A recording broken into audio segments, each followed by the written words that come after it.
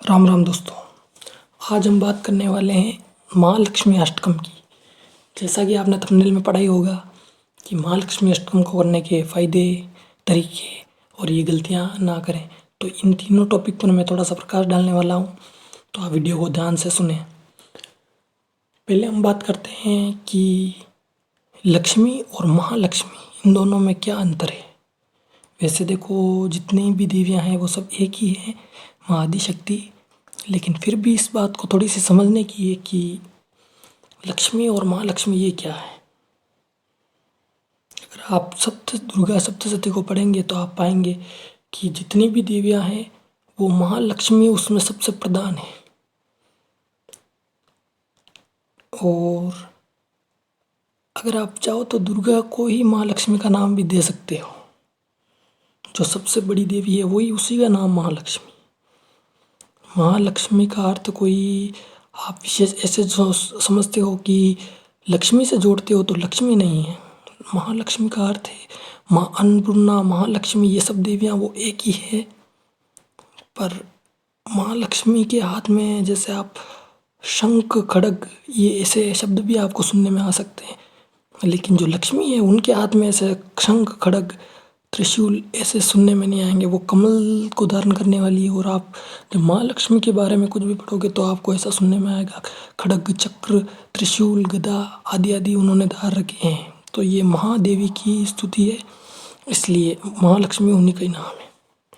अब बात करते हैं महालक्ष्मी अष्टकम को करने के फायदे।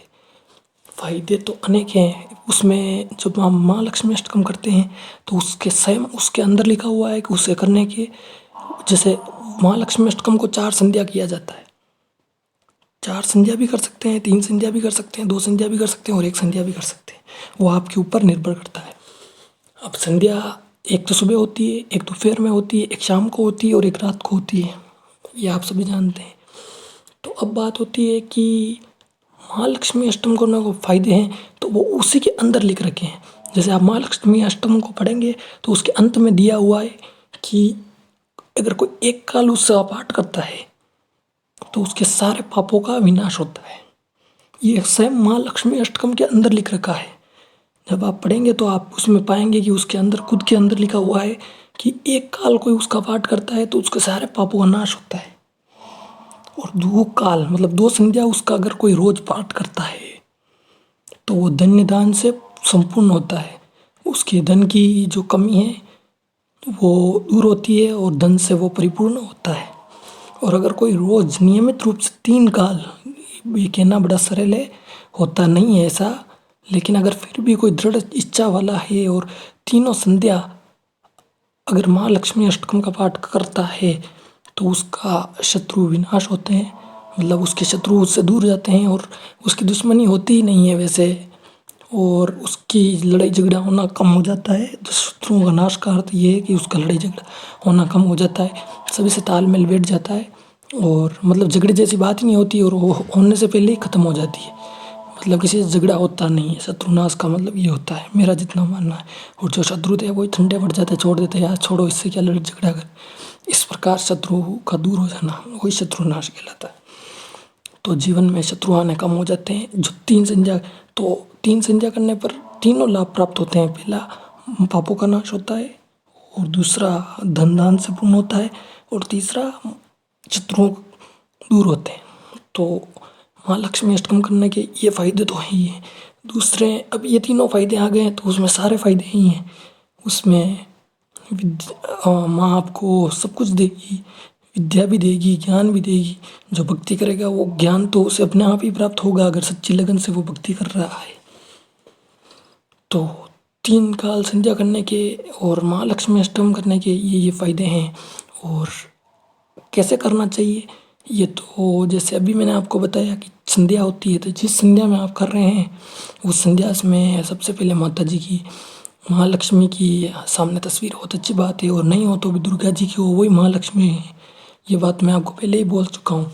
तो उन्हीं की पूजा कर लें और पूजा करने के बाद आरती से हो सके जब तक आरती से पूर्व इस स्रोत को कर दें, इस अष्टकम को कर दें। और अगर इस आरती से पूर्व नहीं हो सका ना, आरती हो गई है तो बाद में भी कर लें, कोई चिंता की बात नहीं है।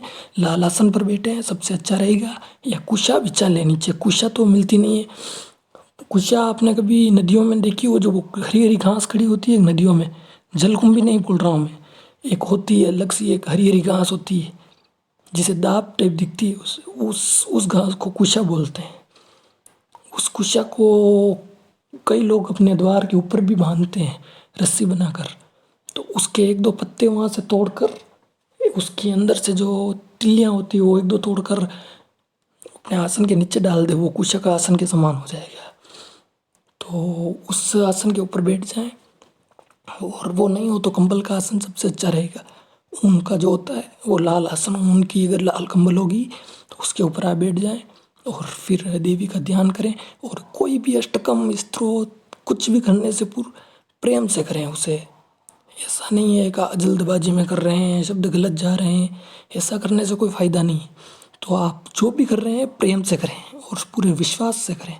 मैं बोल रहा हूँ, अगर आपको अगर एक टाइम भी करेंगे तो आपकी हर एक मनोकामना पूर्ण होगी, चाहे वो उसमें है या नहीं है। सच्चे प्रेम से लिया गया नाम सदैव कभी निर्फल नहीं जाता और कभी व्यर्थ नहीं जाता। प्रेम से याद करें। और मेरा जितना मानना है कि सकामी ना बने, भक्ति में हमेशा निष्कामी बने। निष्काम कर्म करके फिर सेवा करें। अगर आप सकाम कर्म करके पूजा पाठ करोगे तो वो इतनी कोई फलदायक नहीं होगी, क्योंकि सकाम कर्म में क्या है, भगवान परीक्षा बहुत ज़्यादा लेते हैं।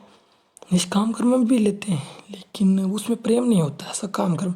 आज अगर मैं आपको ऐसे कहूँ कि मैं आपको ये साधना दे रहा हूँ या ये कोई दे रहा हूँ लेकिन मुझे फीस लगेगी, तो मेरा क्या हो गया, सकाम कर्म हो गया है, कोई उद्देश्य अच्छा नहीं है उसमें। लेकिन मैं ये कहूँ कि मैं आपको ये साधना दे रहा हूँ लेकिन फ्री में दे रहा हूँ, तो आप सब सोचोगे इसके पीछे इसका कोई फ़ायदा है, क्योंकि आज कल निष्काम कर्मी बहुत कम रहे हैं, सब सकाम कर्मी ही रह गए हैं।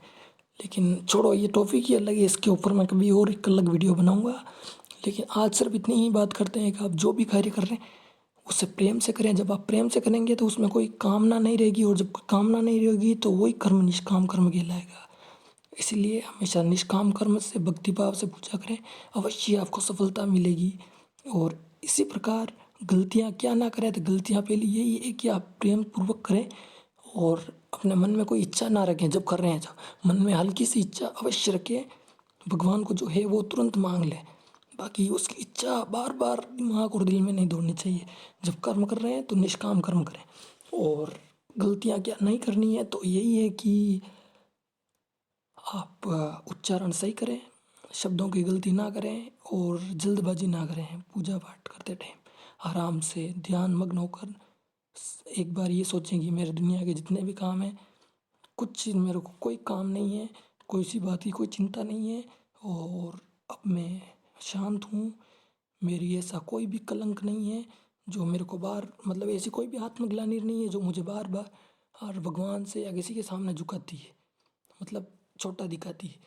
मैं एक स्वतंत्र हूँ और मैं एक अच्छा व्यक्ति हूँ, और मेरा पूरा ध्यान भगवान मुझे ही देख रहा है, मैं भगवान को देख रहा हूँ। और इस प्रकार करके कोई भी कार्य आप पूजा आदि कर रहे हैं तो उसे ध्यान से करें, तो आप अवश्य सफल होंगे। बस मैं इतना ही कहना चाहूँगा। धन्यवाद। राम राम।